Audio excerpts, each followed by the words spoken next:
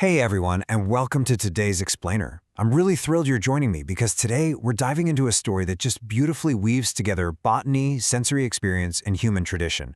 So let's jump right in, shall we? We're going to be following this absolutely fascinating narrative today. It's the story of a young man named Aadi.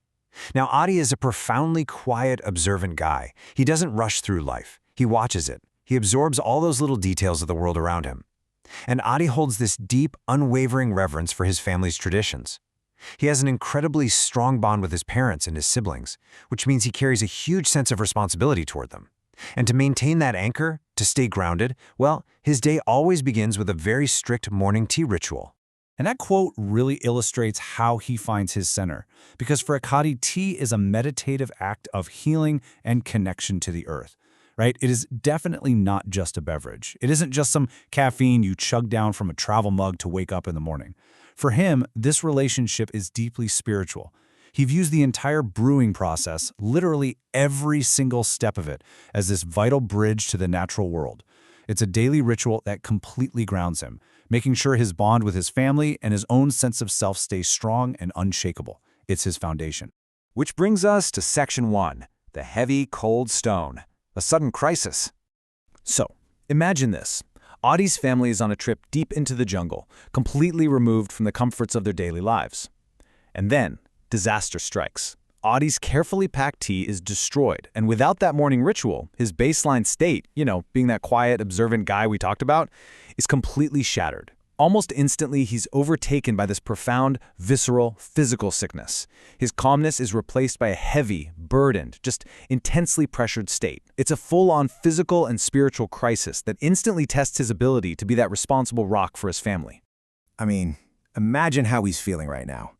This sickness manifests as a literal heavy, cold stone sitting right in the pit of his stomach. It's sluggish. It's this dead weight that just zaps all of his energy. And it gets worse. Moving upward, there is this dull, pulsing pressure parked right behind his eyes and deep inside his skull. It is relentless. It's suffocating. Honestly, you can almost feel the throb of that headache just talking about it, right? He is completely disconnected from his body's usual harmony. So, Section 2, into the damp jungle, a desperate search.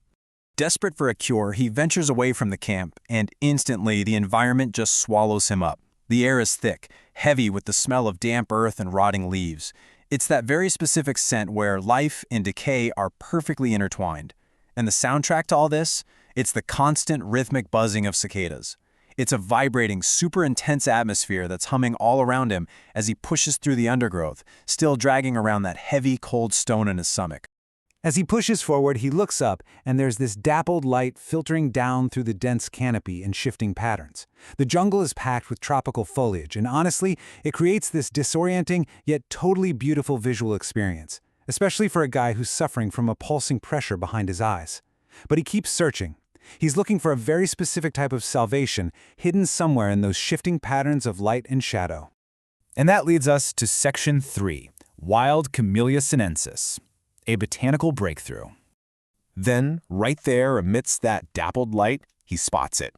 Camellia sinensis. This is the exact species of evergreen shrub, or sometimes it grows as a small tree, whose leaves and leaf buds are actually used to produce tea. It's literally the exact plant Aadi uses for his daily meditative act. And amazingly enough, it just grows completely wild in the natural environment he's standing in. Against all odds, he has actually found the raw, untamed source of his spiritual anchor. But he has to be sure, right? So through the haze of his illness, he starts looking for the telltale signs. He knows this plant thrives in tropical and subtropical climates, which perfectly matches this jungle environment. Then, he looks for those specific dark green leaves. He traces his fingers along the edges, feeling for those distinct, serrated edges.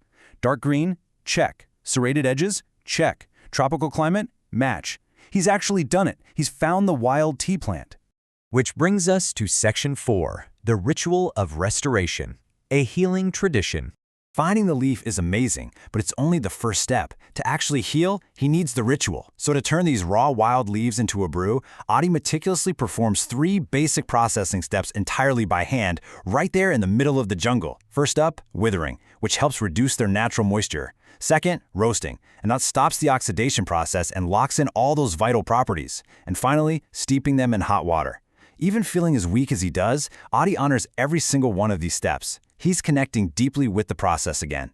And as he performs this ritual, the whole sensory experience of the jungle begins to shift for him. That loud, rhythmic buzzing of the cicadas, it's suddenly joined by the quiet, calming crackle of a small wood fire he's built. That heavy smell of damp earth is slowly overtaken by the pungent, profoundly comforting scent of roasting tea leaves.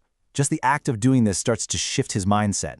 The environment isn't just a damp, rotting jungle anymore. It's transforming into a space of real comfort and restoration. So now, the heavy sluggishness of that cold stone finally meets the meditative healing of the brew. As Aadi takes that very first sip, the warmth of the wild brew literally washes away that dead weight in his stomach. That awful pressure in his skull, it begins to ease and then fade entirely. By practicing his tradition, by meticulously finding and processing this wild Camellia sinensis, Aadi hasn't just cured his physical sickness, he's completely restored his spiritual connection to the earth, and by extension, his ability to be that grounded, responsible young man his family relies on. Aadi's journey, from a quiet observer to a man going through a severe physical crisis, and finally back to his center through this wild tea plant, it really shows us the immense power of tradition. Because it wasn't just the chemical properties of a random evergreen shrub that saved him, right? It was the meditative act, the withering, the roasting, the steeping. That's what brought him back. And I think it leaves us with a really important question to ponder. How do physical rituals anchor you to the natural world? What daily acts help you clear out the heavy pressure of the modern world and reconnect you to something deeper? Thank you so much for joining me to explore Aadi's remarkable journey today, and I really hope it inspires you to go out and find your own wild brew.